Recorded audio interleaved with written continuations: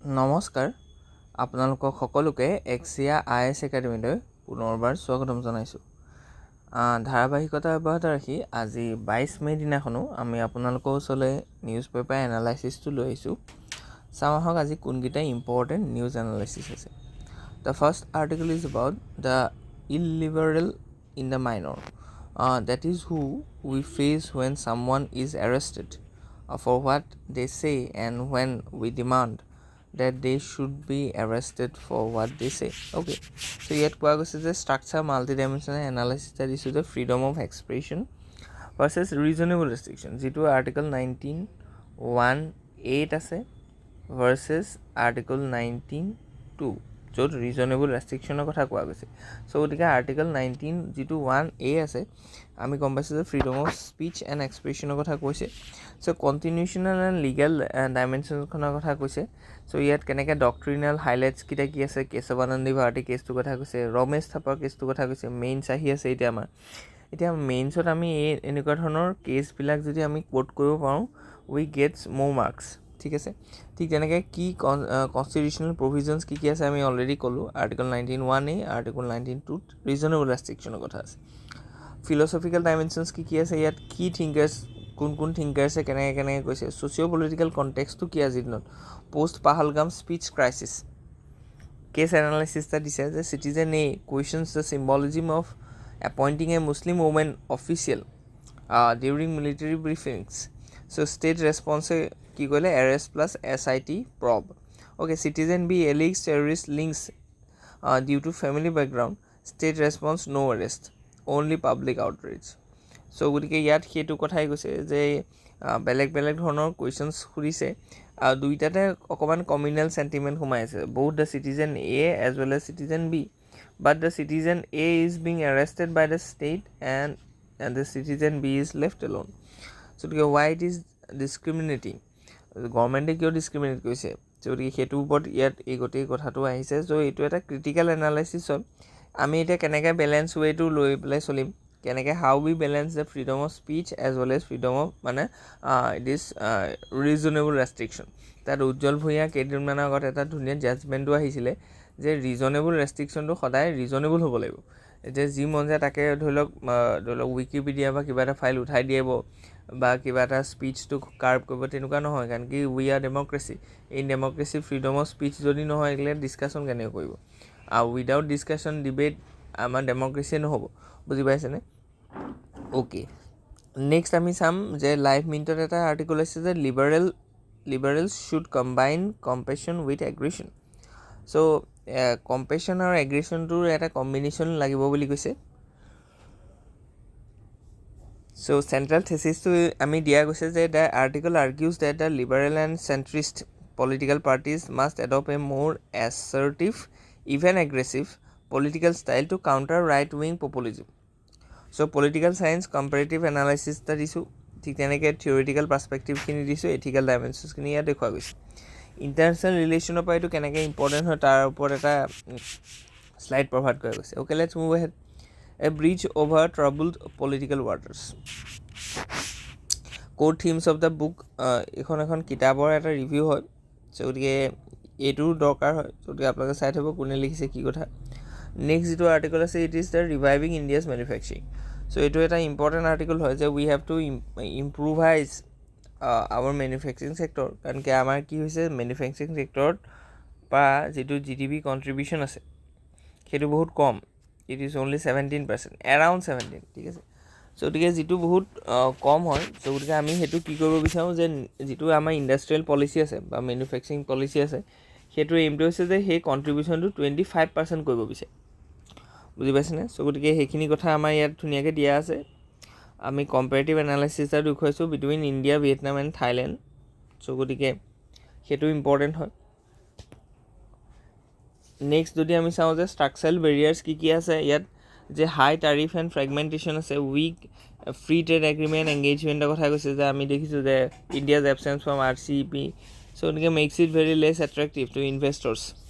ঠিক তেনেকৈ restrictive regulatory environment, এইটো খুব ইম্পৰ্টেণ্ট হয়। চ' গতিকে এইটো গভাৰ্নেন্সৰ যিকোনো এটা এক্সাম্পল মানে কুৱেশ্যনত আমি এক্সাম্পল হিচাপে লগাব পাৰিম যে আমাৰ কি আছে, বিউৰ'ক্ৰেটিক ৰেড ট্ৰেপিজিম আছে।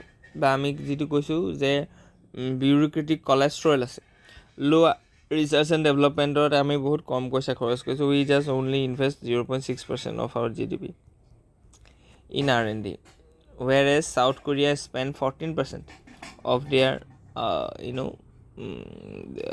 14% part of their GDP in the research and development. So strategic recommendations কি নেকি? So গতিকে আমি দেখিছোঁ যে কি কৰিব লাগিব ইয়াত দিয়া আছে. Okay, let's move ahead. ইয়াত আছে আমাৰ the urbanizing the blue way. Okay, so গতিকে the key themes and the conceptual clarity to দিছে যে blue economy in urban context, এইটো খুব ইম্পৰ্টেণ্ট হয়। আৰু আমি দেখিছোঁ যে India is very rich in natural resources, especially the river and streams. আৰু নৰ্থ ইষ্ট বা অসমো ইয়াৰ এক্সেপশ্যন হয়, আৰু নৰ্থ ইষ্টতো সাংঘাতিক ধৰণৰ কি আছে, এই ৰিভাৰ ৱেটো as a communication channel logistics মেনুভাৰৰ কাৰণে আমি ইউজ কৰিব পাৰিম। That's why the government of India has dedicated national waterway two, হয়নে নহয়? চ' যিটো আমি ব্ৰহ্মপুত্ৰৰ চেনেল কৈছোঁ। চ' গতিকে ইয়াত এটা types of water bound cities, Indian চিটিজৰ কথা কৈছে। চ' গতিকে এইখিনি বস্তু আমি গম পাইছোঁ। ইয়াত গুৱাহাটীতো আছে, দিয়া নাই কিবা কাৰণে। চ' গতিকে from water neglect to water stewardship. Okay, so' গতিকে সেইটো বহুত ইম্পৰ্টেণ্ট হয়। ৱাটাৰটো এতিয়াও বেলেগ বেলেগ ৰিজনত ইণ্ডিয়াৰ সাংঘাতিক ক্ৰাইচিছত আছে, যেনে বেংগলোৰ হওক, পঞ্জাৱ হ'ল। কিন্তু আমাৰ অসমৰ নিচিনা জেগাত আমি দেখিছোঁ যে we are not very conscious about the scarcity of this resource that is water, হয়নে নহয়? চ' গতিকে আমি ষ্টিৱাৰ্ডশ্বিপ ল'ব লাগিব, ঠিক আছে। কাৰণ কি ৱাটাৰটো এনেকুৱা নহয় যে এইটো মানে পেৰিনেল ৰিচ'ৰ্চ হয়, এক্সহষ্টেবল হয়। আমি অলৰেডি দেখিছোঁ যে the ground water has been depleting. ঠিক তেনেকৈ ক্লাইমেট চেঞ্জ হোৱাৰ কাৰণে ইৰেটিক ৰেইনফল হৈছে। চ' গতিকে এইবিলাক ফেক্টৰ আছে। চ' গতিকে পলিচি ৰেছপন্সেছ এণ্ড বেষ্ট প্ৰেক্টিচেছ, এতিয়া আমি সেইটো চাব লাগিব যে কেছ ষ্টাডি হিচাপে দেখুৱাইছোঁ যে আৰ্বান এৰিয়াত ৱাটাৰ মেনেজমেণ্টৰ কাৰণে কোন কোন জেগাত কেনেকুৱা ইনিচিয়েটিভ লৈছে। For example in Kochi, in Chennai, in Varanasi, and these all are very good example in your mains. বুজি পাইছেনে? এইবিলাক দিব পাৰিলে আপোনালোকে নম্বৰ বেছি পাব। অ'কে, চ' গতিকে গ্ল'বেল বেষ্ট প্ৰেক্টিচেছ কি কি আছে আমি সেইখিনিও দেখুৱাইছোঁ কম্পেৰেটিভ এনালাইচিছত। Okay, let's move head.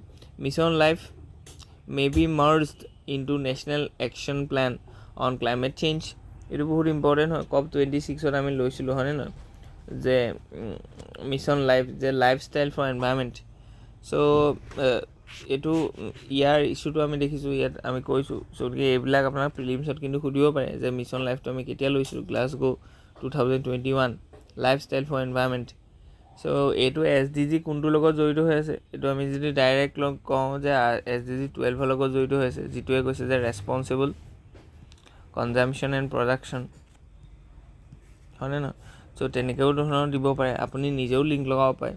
ঠিক তেনেকৈ নোডেল মিনিষ্ট্ৰিটোৰ কথা কৈছে, কোনে এইটো কাম কৰিব। আৰু অবজেক্টিভটো কি, যে promote the behavioural changes at the individual community and the institutional level to enable sustainable consumption and production. দেখিছেনে SDG 12, চ' ডাইৰেক্টলি ইয়াত কোৱা গৈছে।